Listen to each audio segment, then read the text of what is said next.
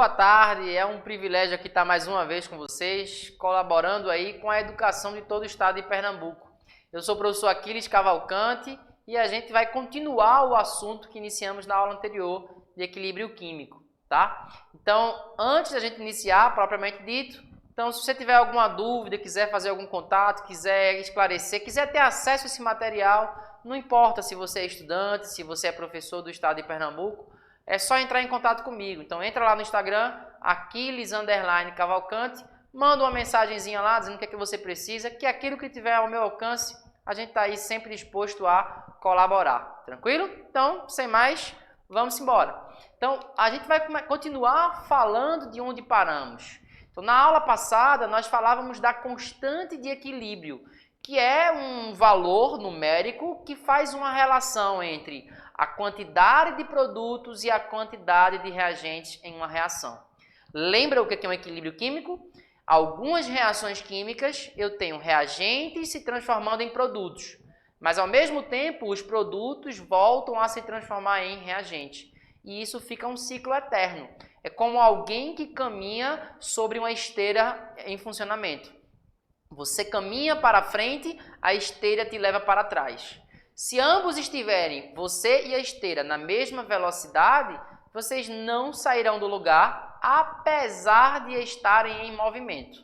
Então, o equilíbrio químico é assim, é um equilíbrio dinâmico. Eu tenho reagentes se transformando em produtos e produtos se transformando em reagentes. Como isso acontece de forma simultânea e com a mesma velocidade, dá a impressão de que não tem nada acontecendo, mas temos uma reação em equilíbrio. Vimos que essa proporção entre reagentes e produtos é determinada pela sua constante e que essa constante poderia ser descrita como sendo Kp ou como sendo Kc. Qual a diferença das duas? É que esse P é de pressão, enquanto que o C é de concentração. Então, se a gente utilizar as pressões parciais de cada um desses gases, a gente vai calcular então o Kp. Se ao invés de na fórmula, na equação, eu usar a pressão parcial, se eu usar as concentrações de cada uma das substâncias envolvidas, então estaremos calculando o Kc. Mas em qualquer das situações, a ideia é sempre a mesma. Se é o Kc, eu vou então fazer o quê? Concentração dos produtos sobre reagentes.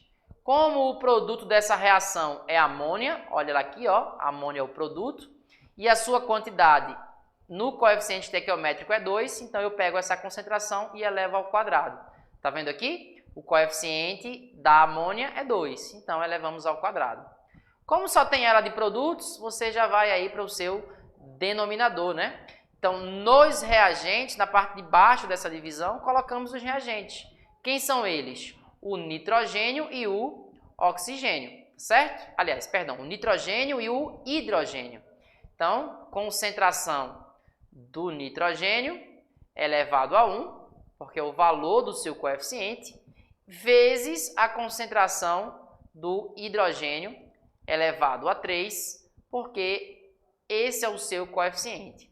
Então, se nós usarmos as concentrações, o valor aqui se refere ao Kc. Se ao invés de colocar o valor do mesmo jeito, a mesma expressão, mas se ao invés de atribuirmos ao quadrado, ao invés de usarmos a concentração da amônia, se a gente usa a pressão parcial da amônia, o valor que nós iremos determinar é o Kp. É possível, Aquiles, saber o Kp quando eu já sei o Kc e vice-versa? É possível. Então, essa é a equação que faz a correlação entre elas, tá? Você pode depois pedir ao seu professor que faça a demonstração. Mas é basicamente uma relação que surge daqui, né? Da equação do gás ideal. Como a equação do gás ideal diz que a pressão de um gás vezes o seu volume é igual ao número de mols desse gás vezes RT, então, na prática, eu estabeleço uma relação. Que relação é essa? Passando o volume para a direita, eu vou ficar com essa situação aqui, ó. Pressão é igual a número de mols vezes o R vezes T sobre V.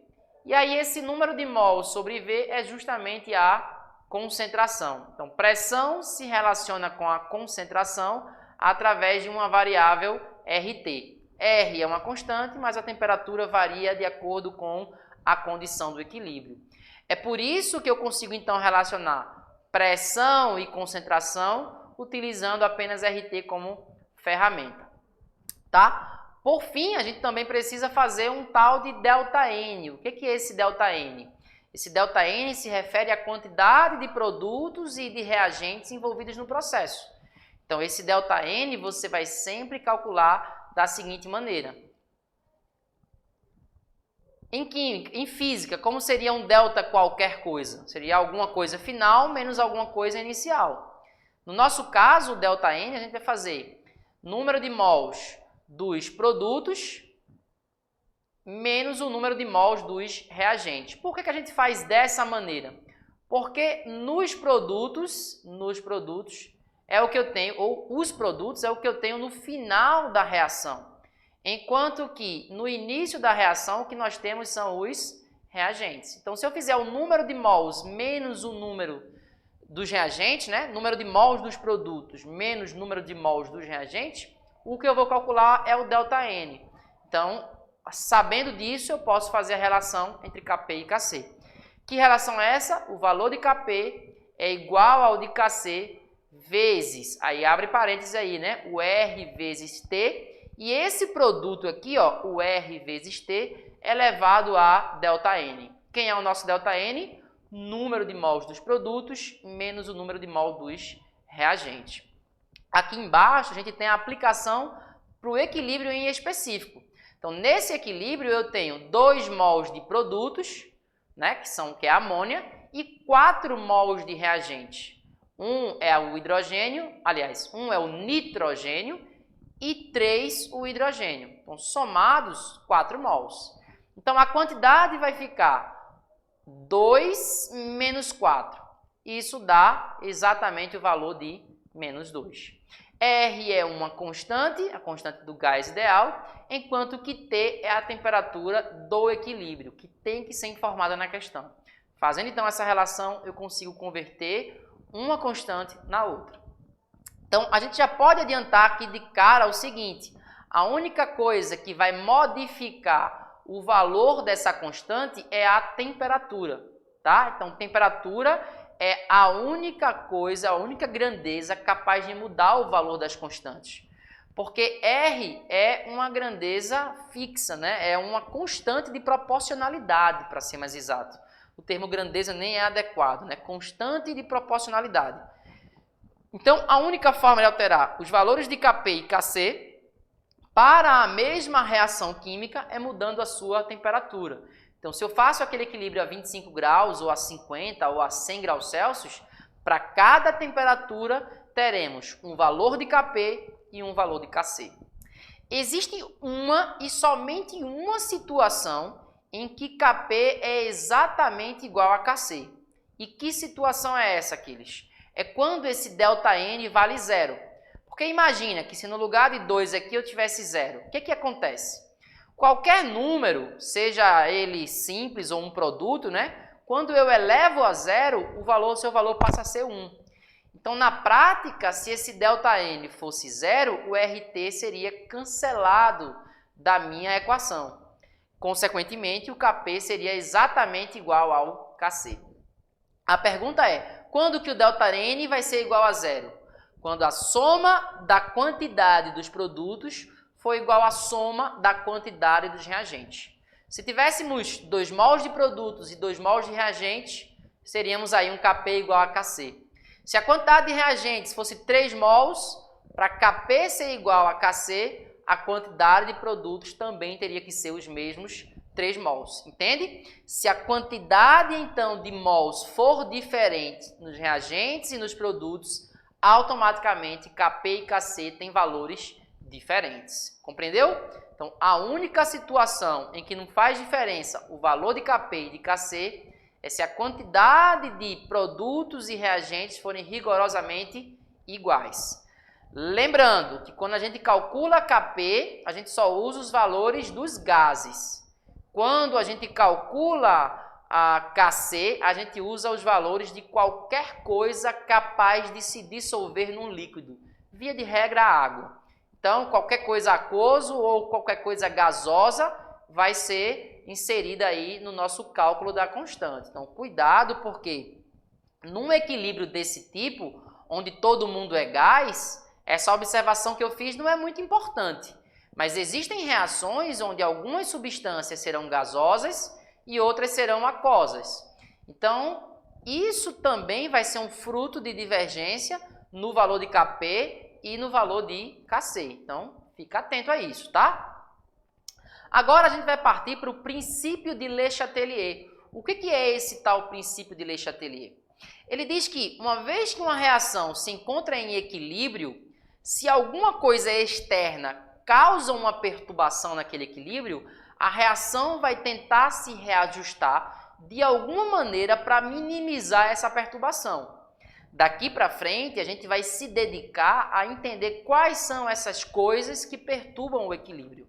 Nesse slide, a primeira coisa que a gente vai falar são a concentração de reagentes e produtos. Concentração ou pressão parcial. A gente já viu que elas são grandezas proporcionais. Lembra disso?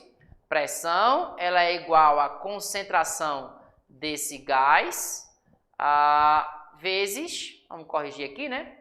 Concentração, ao vivo tem essas coisas aí, gravação, apesar de ser uma gravação, a gente tá fazendo direto, né? Então, às vezes a mesa aí dá uma apertada aqui na gente, né? Mas vamos lá. Então, aqui a nossa concentração vezes R vezes T. Então, pressão é proporcional à concentração, tá? Não são iguais, mas se um aumenta, o outro também aumenta. Então, na prática, o que isso significa? Sempre que alguém adicionar ou remover uma substância que faz parte do equilíbrio, não importa se reagente ou se produtos, a gente vai modificar a sua pressão ou a sua concentração. Os dois, na verdade, né? E ao fazer isso, é uma perturbação que precisa ser resolvida. Na questão aí, o que aconteceu? Colocou-se um equilíbrio aí para a amônia, por exemplo, e aí a gente observa que eles adicionam uma das substâncias, que é o hidrogênio, tá?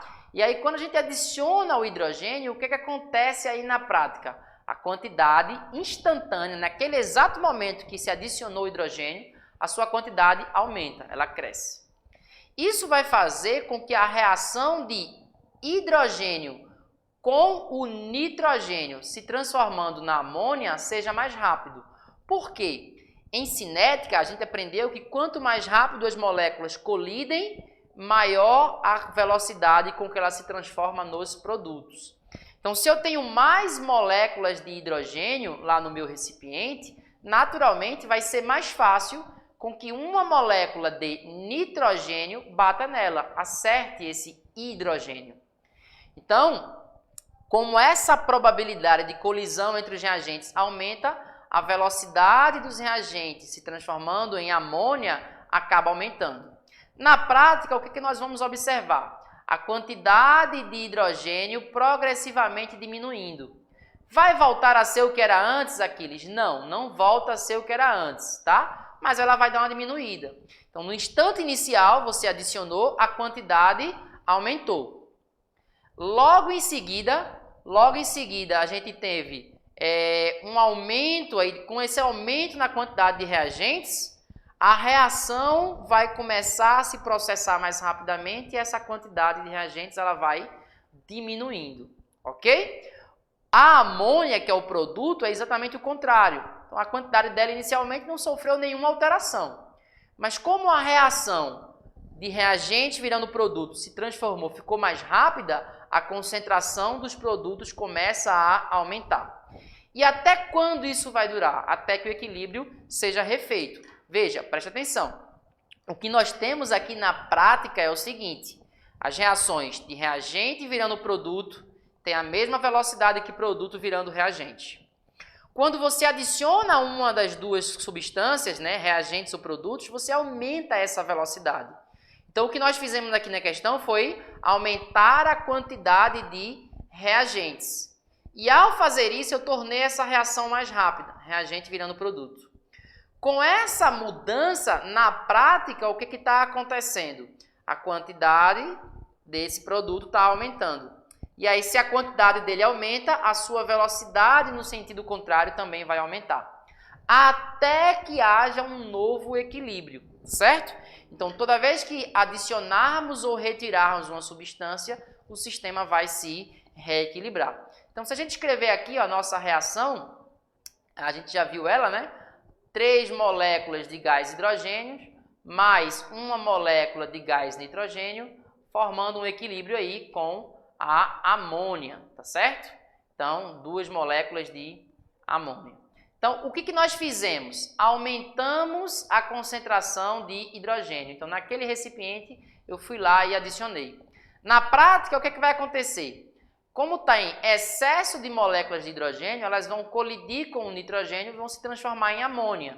Então, logo de cara, a quantidade de amônia começa a aumentar, porque mais amônia está sendo produzida. Ao mesmo tempo, para produzir essa amônia, ela vai ter que consumir o nitrogênio, tá? Como também consome hidrogênio. São reagentes que vão ser consumidos para serem transformados em produtos. Então, a quantidade do nitrogênio também deve diminuir, tá? A única quantidade que globalmente, no saldo total, não diminui é a do hidrogênio. Porque acontece o que com ela no início? Eu adicionei, então a sua quantidade aumentou, depois ela vai começar progressivamente a diminuir, mas nunca, jamais vai voltar à quantidade que ela tinha antes, tá certo? Então, o equilíbrio de Le Chatelier, ou o princípio de Le Chatelier, diz que quando eu adiciono ou removo uma substância, eu vou modificar o equilíbrio no sentido contrário. Se eu removo o hidrogênio, o equilíbrio vai tentar produzir mais hidrogênio. Se eu fizer como a gente mostrou aqui nessa questão, adicionando o hidrogênio, o equilíbrio vai tentar remover. E qual o mecanismo que o equilíbrio tem para consumir ou para produzir uma substância? É deslocar o equilíbrio para um lado ou para o outro. Fazer com que mais reagentes se transformem em produtos ou que mais produtos se transformem em reagentes. Temos só isso que desloca o equilíbrio? Não. A gente também tem a influência no volume do recipiente. Então, dá uma olhada aqui agora. Se eu tenho esse mesmo equilíbrio de formação da amônia acontecendo dentro de um recipiente, e ao fazer isso, a quantidade da substância, ou melhor, o espaço em que essas substâncias ocupam é reduzido ou ele é ampliado, a gente influencia na pressão parcial, na pressão de cada uma dessas substâncias. E aí, como é que o equilíbrio reage? Veja, entenda, o princípio de Le Chatelier vai dizer o seguinte: o que você fizer de perturbação, o equilíbrio vai fazer no sentido contrário, ele vai tentar minimizar. Então, se o que nós estamos fazendo aqui, olha para cá, é uma redução da pressão, o que o equilíbrio vai tentar fazer é aumentar essa pressão. Então, veja o que ele está dizendo aí, ó. Reduzir a pressão, ou seja, dar mais espaço para esses gases se locomoverem, reduz a pressão. Quando eu tenho muito produto, eu tenho 2 mols de substâncias. Quando eu tenho muito reagente, eu já tenho 4 mols. 4 mols de gases, né? Quanto mais gases, maior pressão. Então, lembra aí? Se eu aumentei o volume do recipiente, reduzindo então essa pressão, o equilíbrio vai tentar aumentá-la, deslocando no sentido dos reagentes. Formando mais reagentes, então, na prática, o que acontece é que pelo menos uma parte dessa pressão vai ser restabelecida. A recíproca também é verdadeira. Se essa mesma reação eu diminuo o volume do recipiente, então eu comprimo esses gases num espaço menor, a pressão aumenta. Qual é a característica do equilíbrio?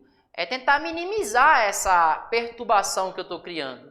Então, se eu estou diminuindo o volume e, consequentemente, aumentando a pressão dos gases, ela vai deslocar no sentido que tem menos moléculas gasosas, para tentar, então, diminuir e não vai voltar a ser o que era antes, mas pelo menos minimizar um pouco dessa perturbação. Então, observe, com o aumento da pressão, a gente desloca o equilíbrio na direção da amônia. Por quê? Se eu estou aumentando a pressão, ela vai tentar reduzir. Como que ela faz essa redução? Se direcionando para o lado da reação que tem menos gases. Nesse caso, o lado que tem menos gases é o dos produtos. Então, modificando o volume do recipiente ou a pressão total dentro do recipiente, a gente também está deslocando o equilíbrio para um lado ou para o outro. Tudo depende do que eu estou aumentando ou diminuindo, e se pressão ou se volume, e de qual equilíbrio, né? Nesse equilíbrio, as transformações foram como nós demonstramos, né? Redução da pressão favorece a produção de reagentes. Aumento da pressão favorece a formação dos produtos. Num outro equilíbrio, onde as quantidades gasosas são diferentes, isso pode mudar. Quando é aqueles que a pressão não modifica o equilíbrio?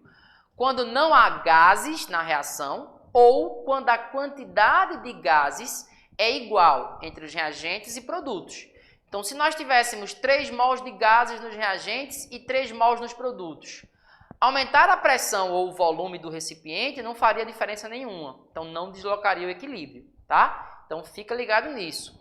Só há deslocamento de equilíbrio pela mudança no volume do recipiente ou da pressão dentro dele quando eu tenho gases e quantidade de gases diferentes entre reagentes e produtos. Tranquilo? Então, por fim, a gente vai falar aí da temperatura. A temperatura também é algo que influencia. Porque como é que eu aumento ou diminuo a temperatura? Fornecendo ou retirando o calor da reação. A gente pode pensar na temperatura do mesmo jeitinho que pensamos lá para a substância. Então, veja só, essa é uma reação que é exotérmica, ela libera calor. Então, já que a reação libera calor, então eu posso colocar o calor como se ele fosse uma substância. E aí, uma substância, nesse caso, pertencente aos produtos. Porque após os reagentes se combinarem para formar produtos, calor é liberado. Então, eu posso desenhar aí o calor como sendo um produto, tá? E agora eu posso pensar, quando eu aumento ou diminuo a temperatura, quando eu aqueço ou esfrio, eu estou fazendo o quê? Vamos pensar um pouco? Para a gente aumentar a temperatura de qualquer coisa, na prática, a gente tem que fornecer calor. Então, se a quantidade de calor no processo estiver sendo aumentada, lembra do princípio de Le Chatelier? Se eu aumento a quantidade de calor, o equilíbrio vai tentar reduzir. Como que ele faz isso? Unindo o calor aos produtos, a amônia, para transformar em reagente. Então, na prática, para esta reação, que é exotérmica, no sentido direto dela, né? Essa reação, eu vou deslocar para a esquerda no sentido dos reagentes quando eu tiver um aquecimento. Se eu fizer agora o contrário, ao invés de aumentar a temperatura, se o que eu fizer for diminuí-la, na prática, como é que se diminui a temperatura? Removendo o calor, né? Não existe transmissão de frieza. O que existe é fornecer calor ou absorver calor daquela substância. Então, se eu absorvo o calor daquele recipiente, eu estou diminuindo a temperatura. Na prática, o que o equilíbrio vai tentar fazer é restabelecer aquele calor perdido. Então, se o calor foi reduzido, ele vai tentar produzir mais calor. E para isso, ele precisa deslocar o equilíbrio para a direita. Porque é com reagentes se transformando em produtos em que há liberação de calor. Então, o calor, ou melhor, a temperatura, ela vai estar associada sempre a calor, sendo liberado ou sendo absorvido, ou pelos reagentes ou pelos produtos, tá? Uma dica aí que eu dou para você é, quando é que eu coloco calor nos produtos, Aquiles? Igualzinho ao nosso caso, quando a reação ela é exotérmica, tem ΔH negativo. Mas se a reação for endotérmica, eu vou colocar calor como se fosse uma substância lá nos reagentes. Vê aí se não é esse caso. Nesse caso aqui, eu tenho um ΔH positivo. O que significa isso? Que essa reação ela é endotérmica, ela absorve calor. Então eu posso pensar assim, ó, que além dos reagentes se unindo para formar os produtos, eu ainda tenho como uma substância adicional aí calor. Então, se eu aumentar ou diminuir a temperatura, eu desloco para um lado ou para o outro. Vamos pensar um pouco? Se eu estiver aumentando a temperatura, eu estou, na verdade, fazendo o quê? Aumentando a quantidade de calor. E se eu aumento a quantidade de calor na reação, o equilíbrio vai fazer o trajeto contrário, vai tentar consumir. Como que ele consome esse calor? Se transformando em produtos. E vice-versa. Se eu reduzir a temperatura, na prática, o que eu estou fazendo é a redução nessa quantidade de calor. E ao reduzir essa quantidade de calor, você está forçando o sistema a produzir mais calor, deslocando ele no sentido dos produtos para os reagentes. Tranquilo? Então a gente se vê numa próxima aula. Tchau, tchau.